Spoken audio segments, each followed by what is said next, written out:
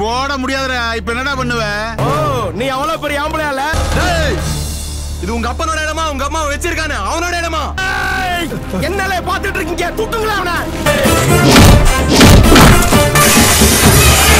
Sir, பணம் எப்ப வேணாலும் சம்பாதிக்கலாம் சார்.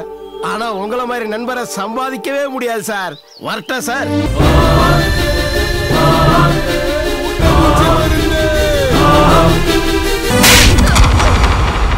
அவன் உன்னை அடிக்கல, அதுக்குதான் நான் உன்னை அடிச்சேன். ஆமா, உன் பேர் என்ன? இவன் எங்கேயோ பார்த்த மாதிரி இருக்கே. இப்போதைக்கு வெறும் 300 ரூபா கொடுங்க, மத்ததெல்லாம் அப்புறம் பாத்துக்கலாம்.